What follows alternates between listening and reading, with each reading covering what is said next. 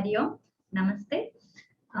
We are here for the Sanatana Dharma video series where we are trying to learn very small steps involved in the sadhana, involved in uh, praying Bhagavan, in worshipping Bhagavan, whatever problems come.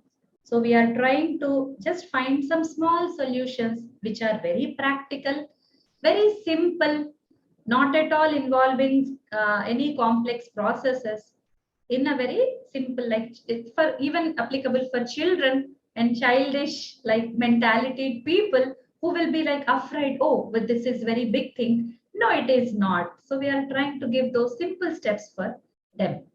In this video, we are going to discuss the one aspect of upachara, one aspect of the pujanam of Bhagavan, where this is the last aspect of the puja, where we do what we do if something goes wrong.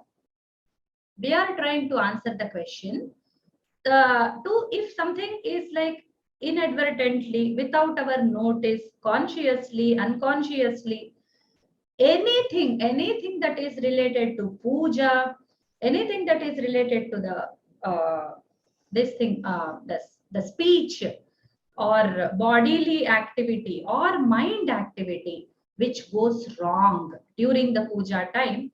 So what to do for that? Okay, so how to seek the forgiving? Okay, how to seek the forgival for that? When we do puja, we are very aware, we are very conscious, but still always something can go wrong because of the human limitations. And they are largely divided into three areas: the body, the mind, and the speech. Okay, so these are the largely three areas where things can go wrong. Okay, with all humbleness, we can pray Bhagavan for the forgiveness of these wrongs, whichever goes wrong. We can say that please forgive us for this. Though we are sure that we did everything rightly, still without our notice, something might go wrong.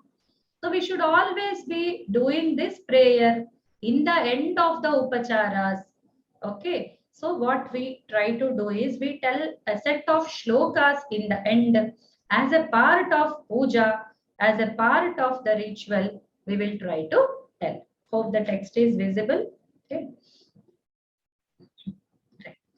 So the first one is, I'll read out the shloka. Yadaksharapadabrashtam matrahinam tu yad bhavet tat sarvam kshamyatam deva narayana namostute. So it can be a like male god form or a female goddess form. So if it is a god form, we will say Narayana Namostute. If it's a female god, we can say Narayani Namostute. That's okay. That's Parvati's Rupas, all Shakti Rupas. We can say Narayani Namostute. So that is how. So what we are trying to say in this shloka is, this is related to speech. Okay? Yad akshara pada brashtam. If some words go wrong in my speech, matra hinam, if some matras were not proper in the chandas, this is chandas related, because we read verses in our prayers. So those verses, those stotras contain some metrical formations which might go wrong without our notice. Okay, tat sarvam kshamyatam. Please forgive all those mistakes. O Narayana, I do namaskara to you. So that is Narayana means general, all god forms. Narayani, all female goddess forms. Okay, this is the first shloka. Then also the second one is also related to speech. We say Visarga bindu matrani pada padaksharaणि च न्यूनानि चातिरिक्तानि क्षमस्व Purushottama. O Purushottama, O the best of all the people, please forgive me. Forgive me for what? Visarga bindu matrani. Visargas, we generally go wrong with visargas. Okay. So it's a tough place for pronunciation. Then pada aksharani. Nyunani cha atiriktani. So if the padas, if the words, if the padas, if the aksharas, that is syllables, okay, if they become less, if they become more, so please forgive me for those mistakes. Okay. So these are the two for the speech, the wrongs that go in speech. Now the next one is related to the activity, that kayena, the what we do with body. Okay. The activities that we, the upacharas, those things. So the puja, the pujana, that whatever we do, it can go wrong in certain things. In those things are put in this shloka. I'll try to read it. Mantrahinam kriyahinam bhaktihinam sureshvara yat pujitam maya deva paripurnam tadastute. So here there is the word sureshvara. So this is for again male god. We can say for god as Sureshwari. Okay, like that. So this shloka says, O Sureshwara, O Bhagavan, whatever puja is done by me, in that mantrahinam, which is devoid of a mantra. Okay, some mantra went wrong. Kriyahinam, some object I had to give you at that particular time and I forgot about it. Okay. Kriyahinam. Bhaktihinam. Though I said the mantra, though I gave the object, but still I didn't do it with devotion at that particular moment. My mind went astray, my mind went somewhere else, and I did not do it with bhakti.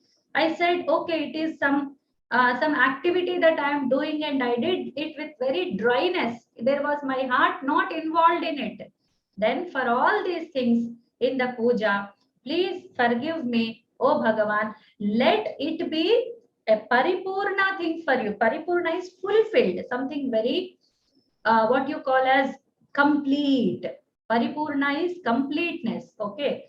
So please let it be not incomplete. Let it be always complete. Okay. That is one shloka.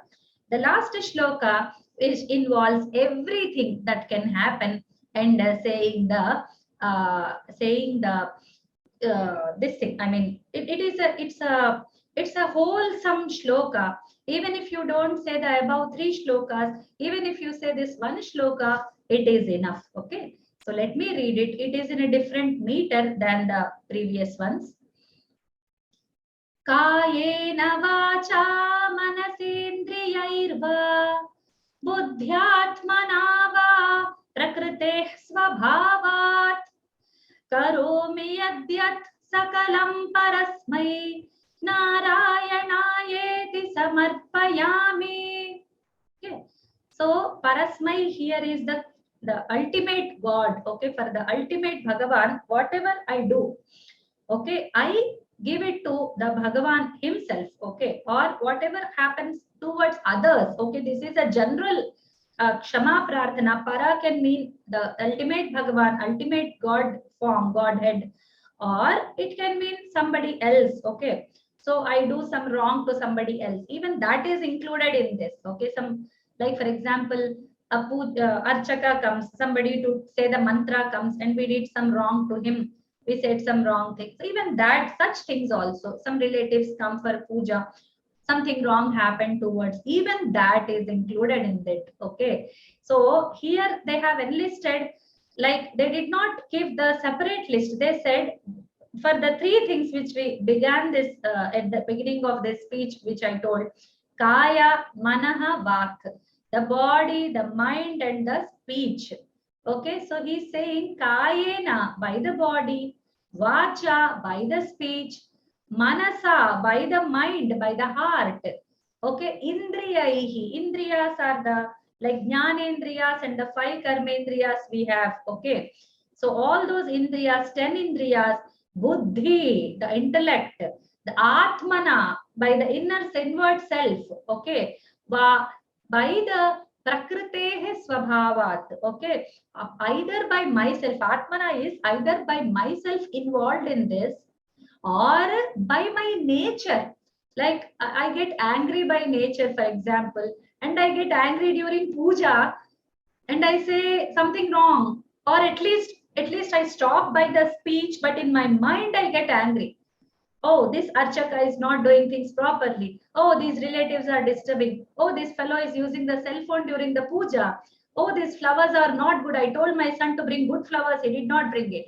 So all these things might come in between, which give me anger. Though I don't express it, I have it inside my heart. That is prakritehe swabhava. Okay. For example, krodha. For example, some other thing like some fear, some like heart is at some other like issues and all. So all these are like by instinct we do certain mistakes. We don't understand them. So what all these in these areas, sakaya, the body, the speech, the mind, heart, the indriyas, the buddhi, by myself consciously or by the instinct, which is working beyond me. I don't have a grip over myself. So in all these areas, whatever I do, please, oh Narayana, I give it to you. So that means it can be good, it can be bad. So this shloka is like a complete surrender kind of while giving the forgival. Okay, for asking forgiveness. Okay, I give it to you. Let it be good, let it be bad. Once it reaches you, it becomes perfect. Until it is with me, it is good or bad. But with you, it is always good and complete. Okay, so with these 4 shlokas, we can always say sorry to Bhagavan. It's not just a sorry, it's not just a mere word, it's not just a mere feeling, but it's the whole our self involved in this. And it brings in humbleness. Though we are sure that nothing went wrong, some people say, oh, this puja was perfect, nothing went wrong. Even then, to keep ourselves humble before Bhagavan, to keep ourselves not surpassing our ego, not going beyond our, oh, see how greatly I did. To avoid such feelings also, we can say these shlokas, these 4 shlokas together, or at least the last one, or at least this third one, we can say to Bhagavan and seek his forgiveness. So this is how we save ourselves from the effects of the wrong that happened during pujas. Otherwise, there will be always some forces sitting very ready to stop our sadhana, to come in between, to become an obstacle. There are just many, many things that can happen. So we should not fall prey to them. So if we seek forgival, then 2 things will happen.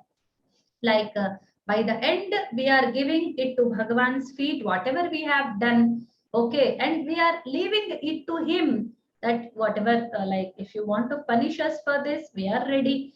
But please avoid it because we are very small beings and anything can go wrong from our side. So these all kinds of feelings will be like expressed through these shlokas. Okay, so hope your puja next time will be free of errors. And even if it will be like having some or errors here and there, you will be out of their bad effects. Samasta Sanmangalani Bhavantu. So with due namaskaras to my gurus, my elders and all the parampara, I submit this idea which I got from them to you so that it will be useful for you. Shubhamastu.